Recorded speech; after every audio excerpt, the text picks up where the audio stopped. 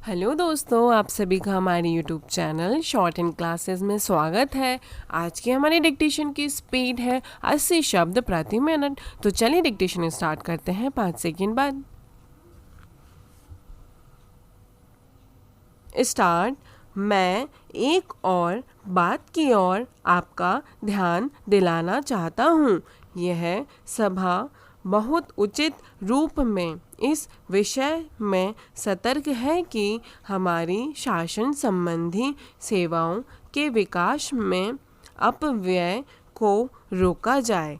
एक समिति बैठाई जा चुकी है तथा अन्य समितियां भी हैं जो इस विषय पर विचार कर रही हैं। इस बात को ध्यान में रखिए कि भारत सरकार को, जो कि 15 अगस्त 1947 से कार्य कर रही है, अब तक की किसी भी भारत सरकार की अपेक्षा अधिक समस्याओं का सामना करना पड़ रहा है। एक तो पहले ही सरकारें सामाजिक ध्येय को, जो उनके सामने होता था, अपना मुख्य कार्य या उतने ही महत्व का कार्य नहीं समझती थीं जितना कि हमें समझना चाहिए। दूसरे, यह वैदेशिक मामलों का क्षेत्र ले लीजिए जिसके बारे में मैं बोल रहा हूँ। उस समय कोई वैदेशिक मामले नहीं थे। हमारे लिए अपनी वैदेशिक और अंतर्राष्ट्रीय स्थिति का निर्माण करना और बिल्कुल नया प्रयास रहा है, जिससे लाजमी तौर पर हमें यहाँ पर विदेशों में अपने कर्मचारी वर्ग में बहुत काफ़ी वृद्धि करनी पड़ी है और बहुत धन व्यय करना पड़ा है। यह हो सकता है कि कुछ बचत की जा सकती हो, उस पर विचार करना पड़ेगा और उसे देखना होगा। लेकिन आप स्वतंत्र राष्ट्र होते हुए उन वैदेशिक संबंधों के बिना काम नहीं चला सकते। भारतीय सारे संसार में फैले हुए हैं, हमें उनके हितों को देखना है।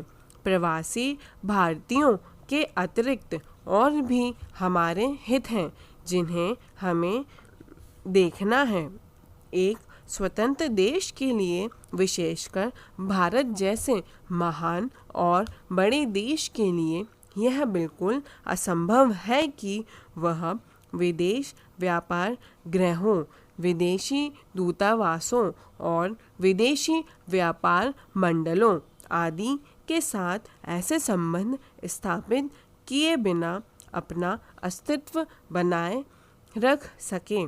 पहला, मैं इसकी चर्चा इसलिए करता हूँ कि अक्सर इसकी आलोचना होती है कि हमारे दूतावास सारी दुनिया में फैले हुए हैं और कभी कभी मुझसे कहा जाता है कि मुझे एक तरफ की सनक हो गई है और यह कि मैं भारत की मुसीबतों को भूल जाता हूँ और मैं उन पर ध्यान नहीं देता और मैं सिर्फ राजदूतों को बाहर भेजने की बात सोचता रहता हूँ।